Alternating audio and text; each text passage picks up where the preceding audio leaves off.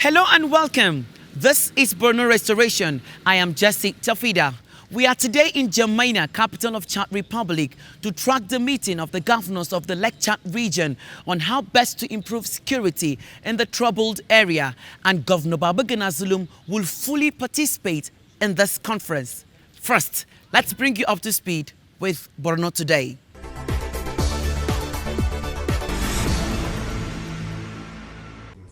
The Borno state government has been setting the pace when it comes to quality healthcare services. Its contributory healthcare management agency has so far facilitated the accreditation of 183 primary healthcare facilities in the state. All these efforts are to improve effective, efficient and equitable healthcare services for the people of the state.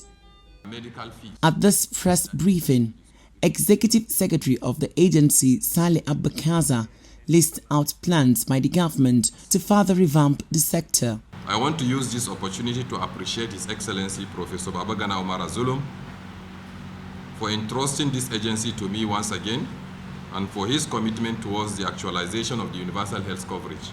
The total vulnerable persons enrollment across the state now stands at 63,000, which was done across 153 primary health care facilities across 25 local government areas, with the exception of Abadam and Guzamala. The agency also disclosed that the state governor has pledged to offer 1% equity grant from the consolidated state and local council revenue for purchase of efficient healthcare equipment. Since its establishment, Boshma has received the total sum of over 1.3 billion through the Basic Healthcare Provision Fund and informal sector schemes. The agency is embarking on the full enforcement of the scheme with such development in accordance with the law establishing the agency and by extension that of the National Health Insurance Authority. To cushion the effects of fuel subsidy removal on its staff, the Borno State Contributory Healthcare Management Agency has put in place an increase on monthly stipends of its staff. I spent 1,000 every day. I feel really happy and grateful because I myself have to take 3 drops coming from my home to the office. So this will definitely help me through my transportation. Boshma further calls on residents of the state to make good use of this opportunity provided by the government for better living conditions.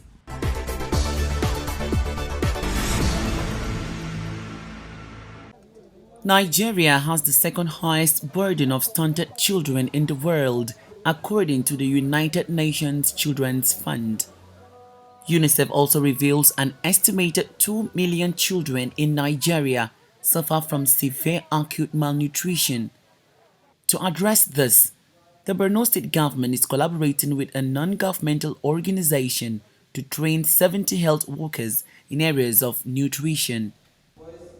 The training is expected to build a capacity to provide prompt support to malnourished children. When you train somebody, he go back and emulate those characters in community. It's like a program that continues forever. So we're not training because we want to stay with them, but we're training because we want to hand them over the power. Most of the people who have been trained today for the past 3 days, they are all from different communities in 3 LGS of the state. So at the end of the day, we expect them to emulate whatever thing that we train them here to make sure that whatever we want, WAP want or the state government want to achieve with this, we believe that it will come to pass. The main objective of this training is to train those working at the health facilities in tackling moderate acute malnutrition in children 6 to 59 months so that we can be able to reduce the level of undernutrition in our society. This particular program is being funded by the WFP and we're working together with the state government in collaboration with the Ministry of Health and the Borno State Primary Health Care. The trainees are cautioned to put on their best behavior while interacting with community members. This workshop is very important because it has improved my skills, it has improved my capacity, which I believe it will be extended to the community. We should join hands. Let's put what we have learned into practice. I believe we're going to come up with a positive result. I feel progress by this training because I have been impacted a lot of knowledge and insights about what I was ignorant of. The knowledge we have been impacted during this training will be manifested in the community subsequently when we go there. The training will hopefully result in cases of malnutrition among children being drastically reduced.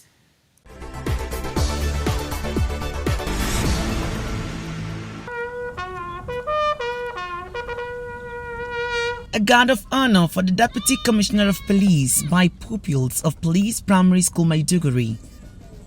This event, organized by the National Women Coordinator of the Police Community Relations Committee, Lucy Unana, is to support the educational needs of the police children. Honestly, I'm really fulfilled, and my desire, this is service to humanity. So I'm happy about it. Just like I'm fighting the GBV thing, whenever I succeed in my cases, I feel honestly happy and fulfilled in life. Security is everybody's business. And we have seen the sacrifice that the police have been doing. They have all night, sleepless night to see that all of us are sleeping very well. The police force lauds the women PCRC for the initiative. Chairman of the school notes that policemen all over the nation are working hard to ensure that law and order is maintained, and there is no better way to appreciate their efforts. At the end of the day, it will go a long way in fostering the good, working relationship that is existential between the police command and members of the public. This is one out of series of programs that we itemize for the school, all geared towards ensuring public safety and security in Borno State. I'm so overwhelmed for this beautiful occasion. The PCRC, they have a very big role to play in the school and even the community as a whole. But today they've shown us that the love for the school. This is the kind of person we need in this our school. As a POA, we are the mother to this police children's school. And so we need more arms, we need more people to come and support our children, because education is the paramount thing. The school management are happy with the gesture and call for other philanthropies to emulate.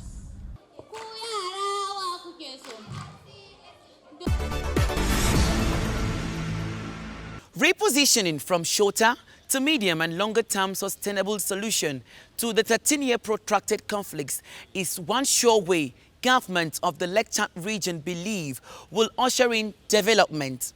They made their views known during the 4th edition of the Lake Chad Governors Forum in Germania, capital of Chad Republic. Governor Babagana Zulum of Borno State is of the opinion that addressing the root causes of the 13-year protracted conflict bedeviling the Lake Chad region is one sure way of promoting peace, security, and sustainable development. Take a listen. This is the 4th edition of the Lake Chad Governors Forum. Governors of the affected areas of the region, humanitarian partners, and stakeholders arrive venue of the program.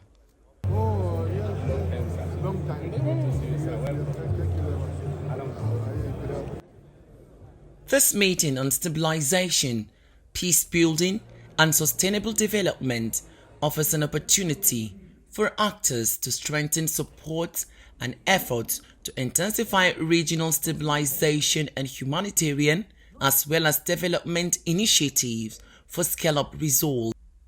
The meeting started with highlighting efforts by humanitarian and development partners to stabilize affected population. The forum itself is a meeting of stakeholders and partners, and we look at our successes, we look at some of the remaining challenges. We know that there is still a big challenge with so many people displaced, almost 3 million in the region. And we also know that this crisis has been further worsened by the impact of climate change in this region, which is quite vulnerable. As you heard in the main session, we have the shrinking of the lake, but also we have lots of other disasters as a result of climate change. But in the middle of it all, we had COVID-19, which this region was not immune to, and right now there's the crisis in Sudan, which is bigger than one country, and it's affecting many areas. So these are the challenges that we still have to discuss and try to address. But as you heard, the stabilization program itself has been quite successful with the resources that we had, making it possible for us to assist over 1 million people, many of those women, and for us to have almost 500,000 returned home after they were displaced and in IDP camps, some of them for almost a decade.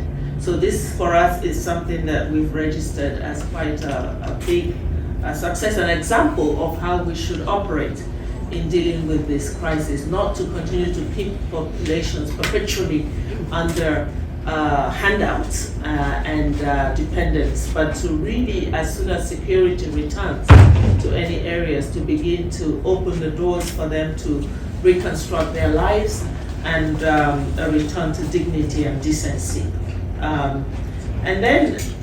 But it doesn't stop there. You know, we have to then sustain the gains that have been made. We have assisted the communities to build the infrastructure, whether it's health, education, or water points, roads even. But you know what sustains these investments is that we have to have a peace sustained, first of all. So sustain the peace, sustain the stability, but then we have to bring in development and livelihood opportunities. And that's the next phase that we're now looking at, which is why we're now looking to Development Act. Since the beginning of the crisis of Boko Haram, when it reached the lake area, it has remained there up to today. That is the last place where we still have a lot of Boko Haram activities. So we have to address the issue of endemic poverty. Now, when you look at that also, against the background of lack of education, now without education, you don't have skill and you don't have knowledge, and it's difficult to actually explain these things to you. Lack of education in terms of Western education and also in terms of Islamic education. Now, when Boko Haram came with their ideology, the people in the area did not have an alternative view. They just accepted it as the best way of worshiping. So that also education has to be addressed. Of course, without education, you don't have skills. It is very difficult to empower somebody who does not have skills. If we want to also address the issue of insecurity, we have to sustain the current tempo of activities, of operations that we are doing to address the problem. Now, here I'm talking about the activities of the multinational joint task force, because without military activities, military action, it is difficult to start addressing all these problems that I have talked about. Change the situation. You change the situation for the individuals because they are safe, they are protected, and they get food in the most difficult crisis. But you don't change, there is no school rebuilt by humanitarian assistance. There is no police station rebuilt by humanitarian assistance. So it was necessary to create a strategy to bring back the region to another stage of normality. And development cooperation at that time was not possible due to the security situation. And thanks to the security forces of all the four countries involved, and thanks to the MNGTF, which is led by the Lake Chad Basin Commission and its executive secretary, for a period of 4 years or 5 years, it was possible to improve the security situation in those countries. But it was necessary to show that after a military intervention, a civilian life is possible again. And this was the time, and I would say the best time for stabilization, to show that the state is ready to come back and is ready to deliver basic services and to bring back hope for those populations who suffered that much. And I tell you this story because the third International Lake Chart Conference took place in January here in the region, in Niamey. It was time for governors of the region to make a case for their states. Governor Babagana Zulum takes the first step. I want you to understand that supporting spontaneous return is not outside the context of the humanitarian law. You also have to believe in the sovereignty of our own nation. Nigeria is not a Somalia. Lecture present, we have governments in the state and we must honor such governments. What we are saying is that you are here to supplement our effort. UNHCR is not here to take over the administration of states and federal governments in our. The last but not the least, you spoke about the woman participation. Under the RSF facilities, women are treated. We do use women heads of household equal to male heads of household.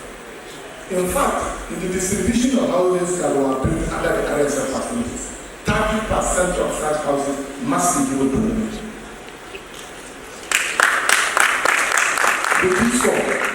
We have to be very careful on the issue of youth unemployment, women participation, gender-based violence, among others. But the most important thing that I want to mention is that development partners, INGOs and NGOs must recognize that Nigeria is a member nation of the United Nations, member of the United Nations. And we don't compromise our sovereignty. We acknowledge your tremendous support. We are not saying no, but we must take the lead. That ownership is very important. RSF is speaking about ownership, it's speaking about resilience, it's speaking about stabilization and recovery.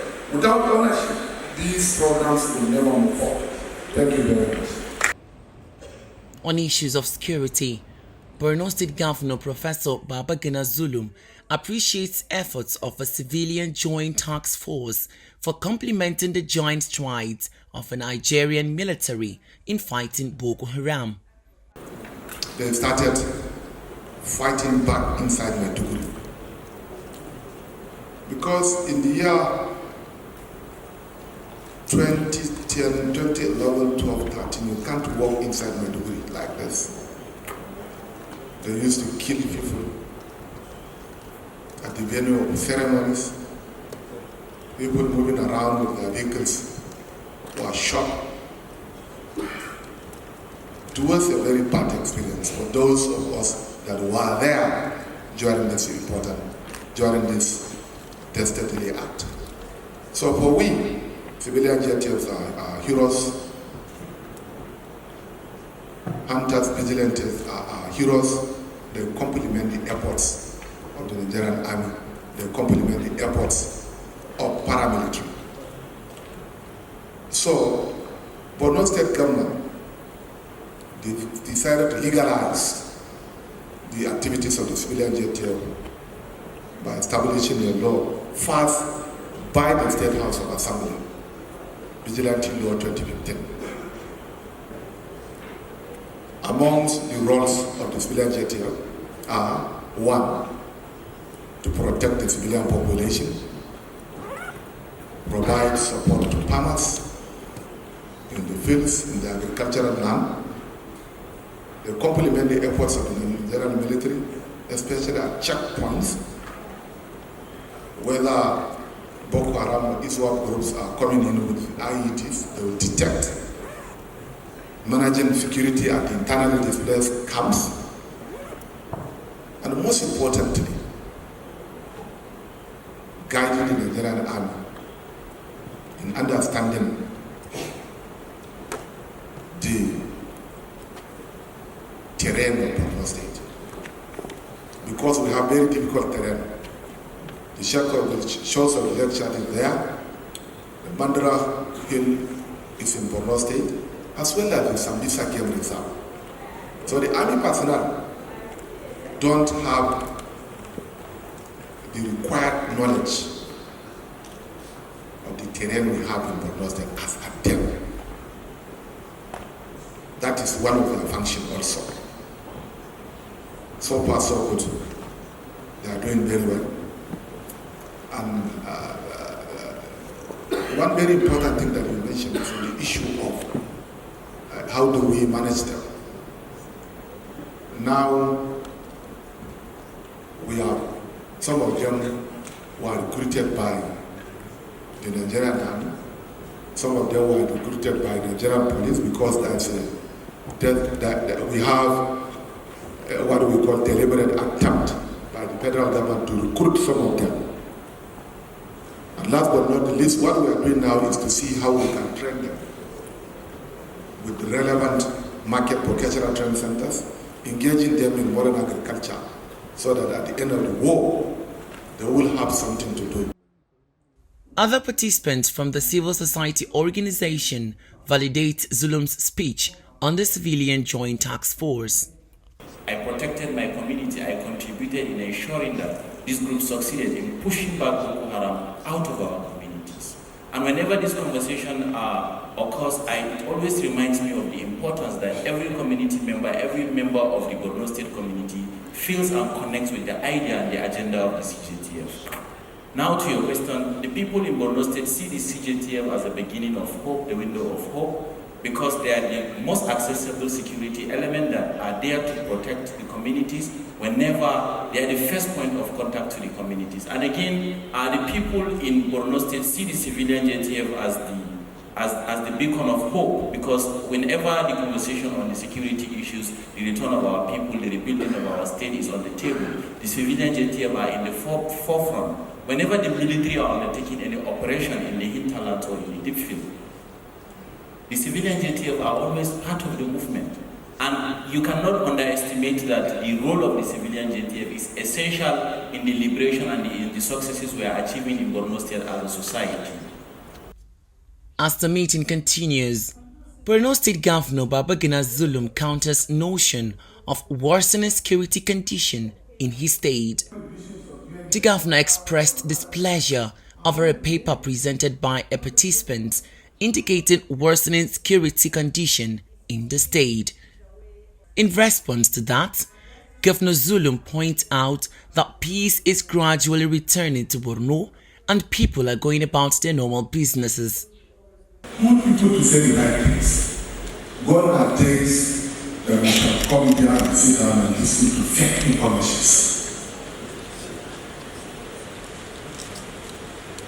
For God's sake, you are Worsening security station in the lecture. It's very disturbing. The security situation in Borno State has improved by over 80%. Here is the Multinational Joint Task Force Commander. Between 2019 to date, we resettled about 2 million people. We opened up all roads in Borno State. We resettled many communities. We have increased access for farmers. Areas under cultivations has been increased by over 400%. There has been good security situation in Jipa region after His Excellency Bazum took over. There has been good security situation even in Chad and Canada. And yet we are listening to you and saying that the security situation is getting worse. You are not ready for us, we will stop coming to this event. Secondly, you did mention increasing humanitarian needs. It's not right. At all. Because people have started earning their needs of livelihood by themselves. You, the humanitarian actors, have contributed immensely success stories. What we are saying now is that nobody has made any achievements at all. The contributions of the World Food Program, the contributions of UNHCR, IOM, and others are all in vain. What you are telling us? As far as I'm concerned, I'm the chairman of the North South Governance Board. There is tremendous security, humanitarian improvement in the Northeast. IDPs were settled. With the support of the regional stabilization facilities, many communities were returned. We are now celebrating our success stories. While we are saying that it has been happening in the region. Matthias is here. I don't think he can say that the security situation is worsening now. For the last 2 years, there was not any single bomb attack in Madrid. Not single bomb attack. Why are we not celebrating our success stories? At the end of the program, top recommendations by member states is that funding from international partners should be provided in a flexible and multi-annual manner. This, they believe, will allow effective transition from humanitarian assistance to sustainable development. The next meeting will be held in Nigeria in 2024.